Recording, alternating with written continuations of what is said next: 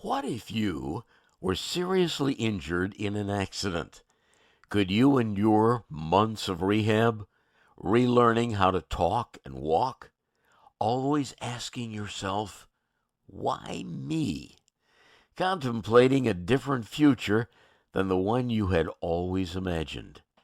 That is what happened to my guest this week. You'll want to stay tuned to hear his compelling story of resilience and faith. I'm London Mitchell, staying in contact. In these weekly visits, we'll meet interesting people, learn about efforts to improve our quality of life, and discuss the history and culture of Northwest Ohio. My guest is Tim Berta, a graduate of Lourdes University. In March 2007, Tim and his Bluffton baseball teammates were involved in a devastating bus crash in Atlanta. 7 were killed in that accident. In his new biography, Fielder's Choice, Tim revisits that horrible moment and the life-changing circumstances that followed. And that must have been extremely difficult. Yeah, and a lot of it was difficult to revisit. A lot of it was awful to reminisce, but the only thing I remember is the rehab afterwards. I do not remember anything about the bus. I do not remember anything about being in Atlanta. They could have told me you were injured skydiving in Ukraine or whatever, and okay, I had no idea what happened. It wasn't until I was at UT that I had finally begun to remember, and even then I had to figure out where I was and what happened to me because I still had no clue. Wow, that was almost, I would think, like starting life all over again. It was the I had to relearn just about everything. I had to relearn how to talk, how to eat, how to sit up, how to breathe on my own. I needed pureed food for a long time, just like babies do. Wow. How long did Yeah. this rehab take? I was 6 weeks, month and a half. I spent down in Atlanta, Georgia, where the accident happened. None of which I remember. And all, if not most of that, was spent in a coma. And then I was flown up to UTMC, University of Toledo Medical Center, for 9 weeks inpatient rehab, which is rehab every single day. And then 3.5 to 4 years after those, about 2.5 months, 3.5 to 4 years in addition to that, of going back and forth to the University of Toledo from my house in Ida, Michigan, 3 days a week. Well, and I assume you had a pretty strong support base to help you through this. Oh, I for sure did. My parents were there, my sisters were there, family, extended family was there, friends were there. I would take me all day if I went into everything that helped support me and held me along with this. My mom, I'll just go with her. She would take a half days off, so she'd sacrifice a half day's pay 3 days a week to drive to come home and drive me to rehab from her place of employment. Getting a little personal now, Tim, did you ever ask yourself, because you lost so many teammates in that accident, did you ever ask yourself, why me? Oh yeah, all the time. I ask myself, at first, why did I deserve these injuries? What did I do wrong? What happened to where I deserve this?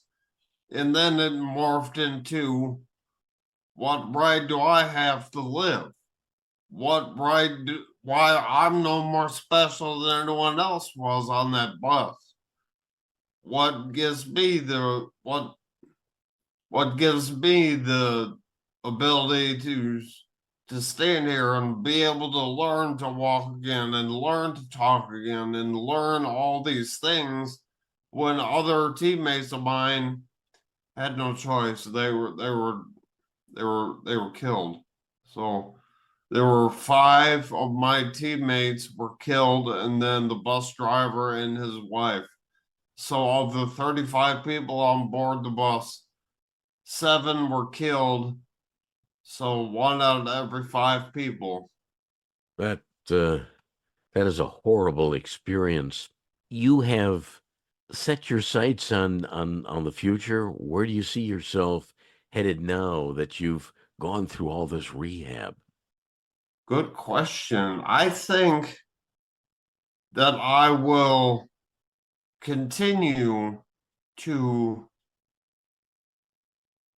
impact students, impact lives. I visit patients in the hospital when I'm asked as often as I can, and I speak to nursing classes at Lourdes University. I speak to nursing classes at Mercy College in Toledo. I've spoken at BG, Bowling Green, at UT. I visit therapy classes there. I just spoke a few days ago at the University of Toledo white coat ceremony for the entrance of students into their doctorate of physical therapy school. Let's see what else. I spoken to athletic teams at times, and I've spoken to a hockey team, spoken to a basketball team, spoken to a football team, spoken to a I don't know how I've spoken to a baseball team, but I just threw out the Mud Hens first pitch of their weekend series with the Iowa Cubs, the Toledo Mud Hens versus the Iowa Cubs.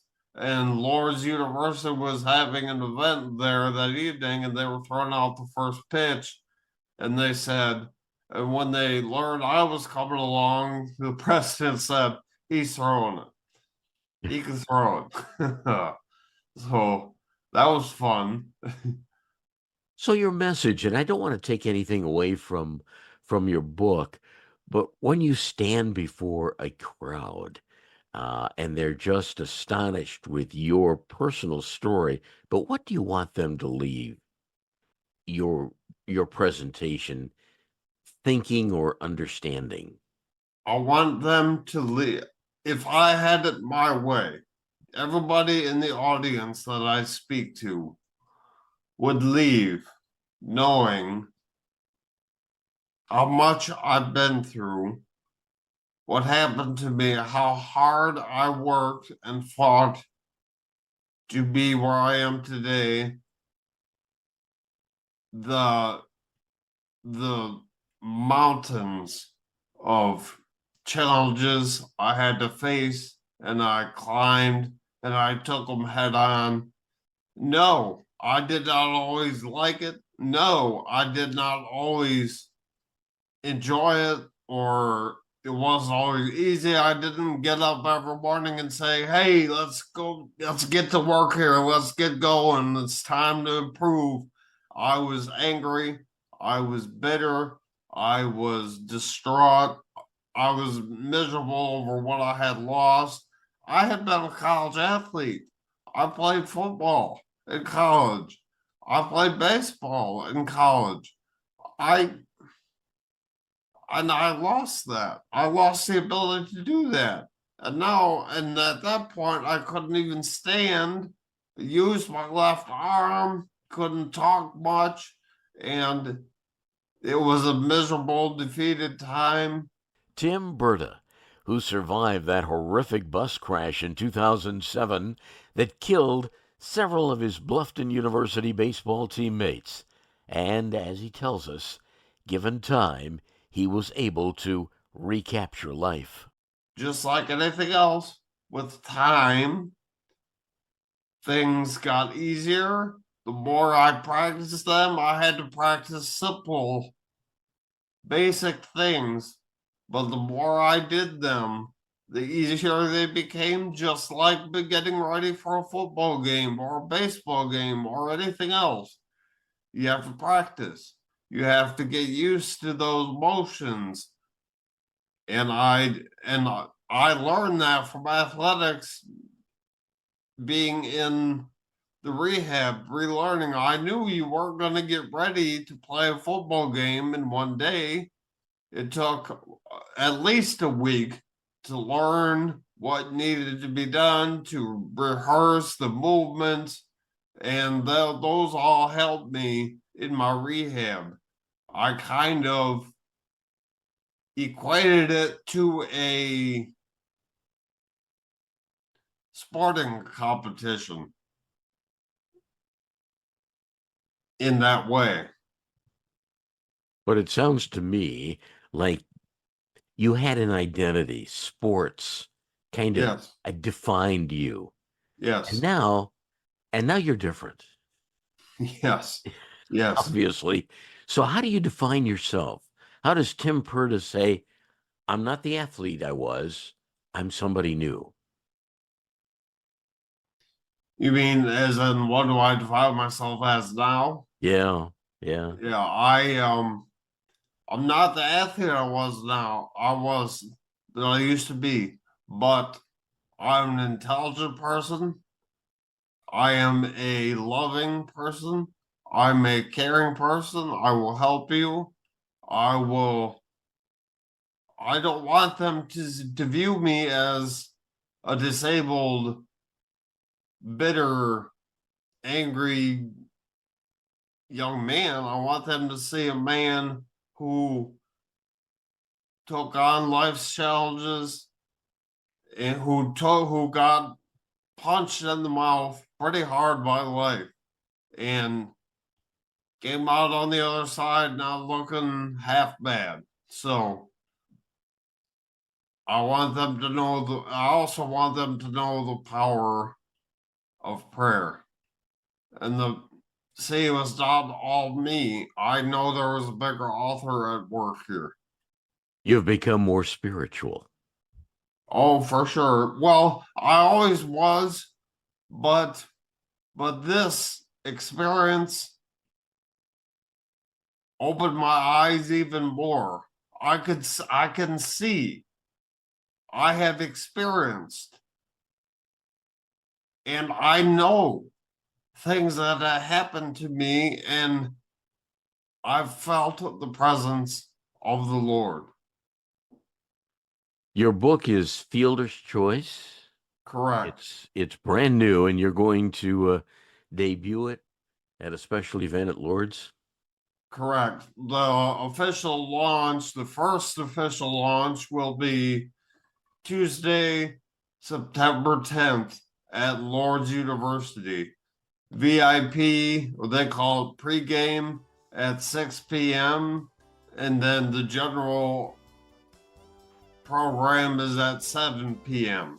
An inspiring story, Tim. His new book, Fielder's Choice. Again, Tim will be discussing that book September 10th at Lourdes University. To make a reservation, call Kara O'Neill at 419-824-3522. 419-824-3522.